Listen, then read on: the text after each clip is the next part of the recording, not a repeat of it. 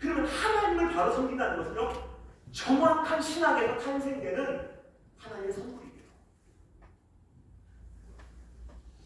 셀 수 없이 많은 성도들은 하나님께서 자기에게 이렇게 말씀하셨다며 직통계시를 서슴지 않고 함부로 입에 담고 있습니다. 주님께서 이렇게 말씀하시더라고요. 얼마나 많은 가짜 설교자들이 유튜브를 통해서 예언을 남발하고 있는지. 근데 그 자체가 우리가 분별이 되지 않는 것이 지금 이 시대의 눈높이요, 이 시대의 형편이요, 이 시대의 수준입니다. 수많은 집회는 하나님 말씀의 높임을 받기보다 치유와 방언과 예언을 무질서하게 남발하는 모임에 지나지 않게 되었고요. 한 개인의 편협된 신학과 한정된 경험과 왜곡된 이해가 진리보다도 앞서게 되는 거예요. 내가 불편하면 이단이, 내가 경험해 보지 못한 내용은 이거는 받아들이기 어렵다는 이야기입니다. 여러분, 하나님은 소멸하시는 불이라고 자신을 소개하시지 않습니까? I am consuming fire. 나는 소멸하는 불이에요. 여러분, 물과 불의 차이가 무엇입니까? 물과 불. 왜 하나님께서는 나는 침몰시키는 물이라고 소개하지 않으셨을까요? 물하고 불의 차이가 있어요. 물은 담는 용기의 형태로 인해서 물의 형태가 정해집니다. 네모난 그릇에 물을 담는 네모예요. 세모난 용기에 물을 담는 세모예요. 동그란 용기에 물을 담으면 물의 형태는 동그란. 불이 담기는 용기의 형태를 좌우해버려요. 나는 세모입니다. 나는 이것이 내 생각이고 이것이 내 경험이고 이것이 내 이념입니다 해봤자 하나님이 우리 안에 진리라고 하는 절대적 가치 기준 잣대로 임하시는 순간 둘 중에 하나예요. 그 앞에 굴복하냐 그것을 거절하냐. 내게 유익한 것들은 잘 받아들이더라고요. 조금 불편한 것들은 이해가 안 가면, 내가 들어보지 못한 말씀이면 거절해버리더라고요. 이건 뭐하고 똑같냐면, 우리가 어떠한 언약적인 관계를 맺을 때, 대표적으로 결혼식을 할 때 이렇게 말하면 여러분 어떻게 생각하시겠습니까? 당신의 외모 정말 마음에 들어. 당신의 성격도 어떤 부분은 정말 마음에 들고 어떤 부분은 조금 마음에 들지 않지만 대체적으로 당신의 외모가 마음에 들어. 그 당신이 입을 열면 불쾌한 내용이 많이 나오니까 우리 결혼 생활하면서 입을 열지 마. 이건 정말 나쁜 사람이잖아.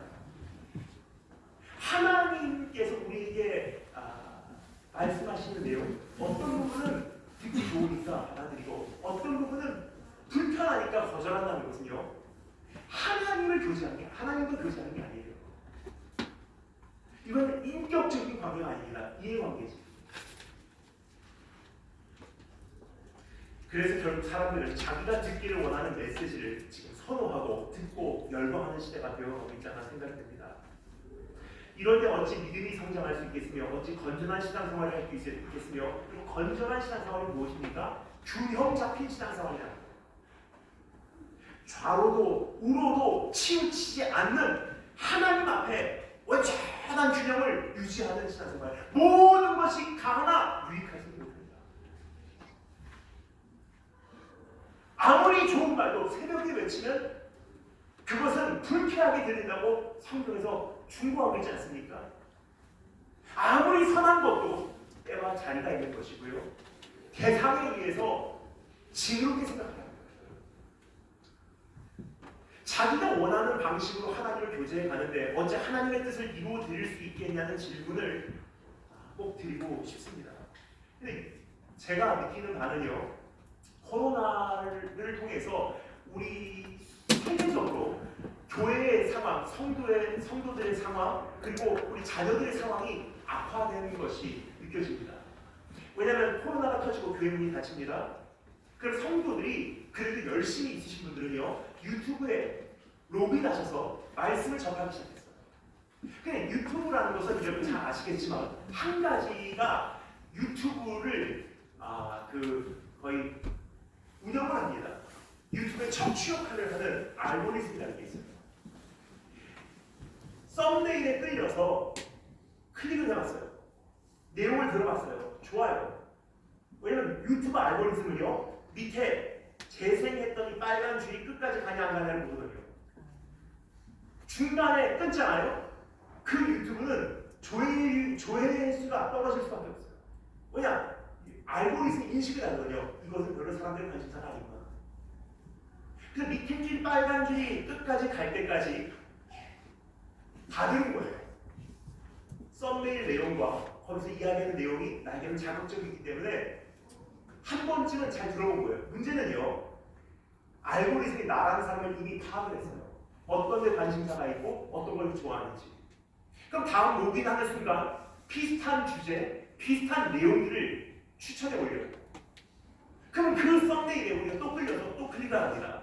그럼 내 프로필은 점점 강화돼서 두꺼워지기 시작합니다. 그럼 나는 그런 말씀을요, 1년, 2년, 3년 코로나 내내 들었다면요, 유튜브가 계속 추천해주는 연관 검색어로 들었다면요, 내 신앙은 이미 교용을 잃었어요. The whole counsel of God, 하나님의 전체적인 경영을 들어야 돼요. 그냥 우리는 굉장히 많은 부분에서 편협되기 시작해서 온 세계는 지금 완전히 양극화돼 버렸어요. 왜냐? 자기가 듣기를 원하는 메시지만 듣는 것이 익숙하기 때문에.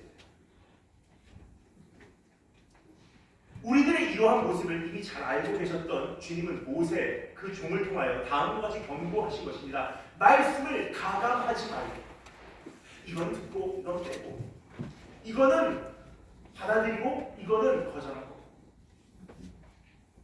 하나님은 끝까지 자신에게 붙어 떠나지 않는 말씀을 소중히 여기는 종들은 책임지신다고 말씀하지 않습니까? 4절 말씀, 오직 너희의 하나님 여호와께 붙어 떠나지 않는 너희는 오늘까지 다 생존해야 됩니다. 반대로 변질되고 배반하고 반역하고 타협하는 이들, 그들은 도중에 진멸되었다고 성경은 기록합니다. 3절 말씀 읽겠습니다. 여기서 바알보울의 일을 인하여 행하신 바를 너희가 목도하였거니와 바알보울을 쫓은 모든 사람을 너희 하나님 여호와께서 너희 중에서 진멸하였으니. 여기서 말하는 바알보울에서 무슨 일이 있었는지 기억하십니까? 잠시 제가 그 배경을 설명드리도록 하겠습니다. 이스라엘 백성이 40년 광야 생활 가운데 한참 그 여정을 이루어가고 있을 때 모압 땅을 지나간 적이 있습니다.